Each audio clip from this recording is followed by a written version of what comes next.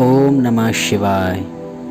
शास्त्रों में भगवान शिव और माता पार्वती से जुड़ी कई कहानियाँ प्रचलित हैं। आज हम उन्हीं कहानियों को बताएंगे। दोस्तों, स्वागत है आपका हमारे चैनल रोजेरियन द गॉड फैक्ट्री पर।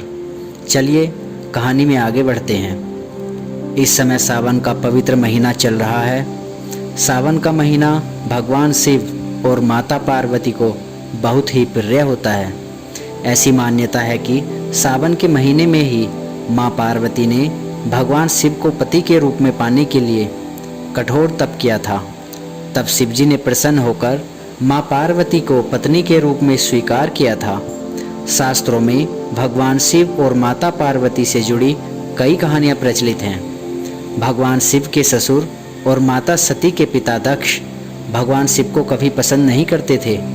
दरअसल राजा दक्ष के द्वारा शिवजी को नापसंद किए जाने के पीछे कई तरह की पौराणिक कथाएं हैं। आइए जानते हैं कौन थे राजा दक्ष। राजा दक्ष एक प्रतापी राजा थे। पौराणिक मान्यताओं के अनुसार ब्रह्मा जी ने मानस पुत्र के रूप में राजा दक्ष को जन्म दिया था। दक्ष का विवाह आस्कनी से हुआ था। यह भगवान विष्णु के परम भक्त थे। राजा दक्ष की 16 पुत्रियां थीं, जिसमें सबसे छोटी पुत्री का नाम सती था। सती भगवान शिव को अपने पति के रूप में पाने के लिए कठोर तपस्या करती रहती थी। यह बात राजा दक्ष को बिल्कुल भी पसंद नहीं थी। राजा दक्ष अपने राज्य में भगवान शिव का नाम जो भी ले लेता उससे वे क्रोधित हो उठते थे। पौराणिक कथाओं के अनुसार राजा दक्ष और भगवान शिव के बीच कटुता के 3 कारण बताए जाते हैं। एक कथा के अनुसार प्रारंभ में ब्रह्मा जी के 5 सिर थे। ब्रह्मा जी के 3 सिर हमेशा से वेद पाठ किया करते रहते, लेकिन उनके 2 सिर वेद को भला बुरा कहा करते थे। इस आदत से भगवान शिव को हमेशा गुस्सा आता रहता था। फिर एक दिन इससे नाराज होकर उन्होंने ब्रह्मा जी के 5वें सिर को काट दिया। दक्ष अपने पिता ब्रह्मा के सिर को कटने की वजह से शिव जी पर क्रोधित रहते थे। अब जानेंगे कि राजा दक्ष सती के योग्य शिव जी को क्यों नहीं समझते थे। दूसरे मत के अनुसार पार्वती जी ने सती के रूप में राजा दक्ष के यहाँ जन्म लिया था।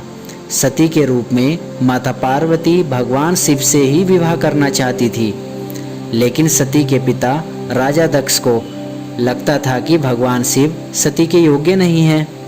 इसी कारण से जब सती के विवाह के लिए दक्ष ने अपने राज्य में स्वयंवर का आयोजन किया था तो उसमें शिवजी को निमंत्रण नहीं दिया था।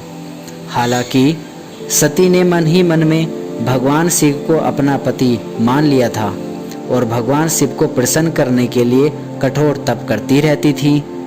सती ने भगवान शिव का नाम लेते हुए स्वयंवर में पृथ्वी पर वरमाला डाल दी थी। तब स्वयं शिव जी ने वहाँ पर प्रकट होकर सती के द्वारा डाली गई वरमाला को पहन लिया था।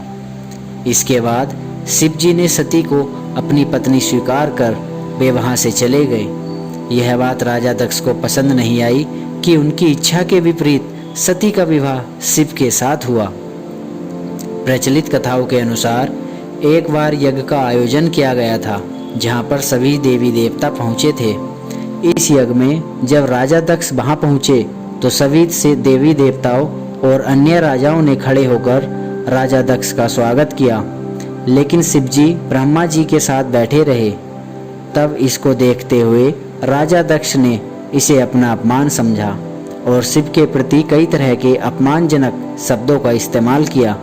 यही कारण था कि शिवजी और उनके ससुर राजा दक्ष इन दोनों की आपस में नहीं बनती थी। अब आपको बताएंगे कि शिवजी ने तांडव क्यों किया था।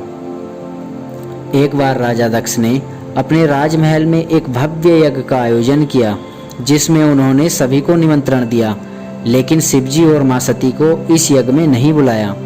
फिर यज्ञ की बात को जानकर देवी सती बिना बुलाए अपने पिता राजा दक्ष के घर चली आईं, जहाँ पर दक्ष ने भगवान शिव और सती का अपमान भरी सभा में सबके सामने किया। तब सती माँ अपने पति भोलेनाथ के अपमान को सह नहीं सकी और यज्ञ स्थल पर ही जल रही अग्नि में कूदकर स्वयं को भस्म कर लिया। जब शिवजी को सती के भस्म होने का समाचार मिला तो वे क्रोधित होकर यज्ञ स्थल पर पहुंचकर सती के अवशेषों को लेकर तांडव करने लगे। भगवान शिव ने तब वीरभद्र को उत्पन्न करके यज्ञ स्थल में मौजूद सभी को दंड देते हुए राजा दक्ष का सिर काट डाला। बाद में ब्रह्मा के द्वारा प्रार्थना करने पर शिव जी ने दक्ष के सिर के बदले बकरे का सिर प्रदान करके यज्ञ को पूरा किया। ऐसा माना जाता है कि वीरभद्र शिव जी के तीसरे नेत्र से प्रकट हुए थे। दोस्तों, वीरभद्र के बारे में हम आपको अगली वीडियो में बताएंगे। आने वाली वीडियोस को देखने के लिए हमारे चैनल को सब्सक्राइब कर लें और घंटी वाला बटन दबा दें। इस सावन में हमारे भोलेनाथ आप सभी की कामनाएं पूर्ण करें। ओम नमः शिवाय।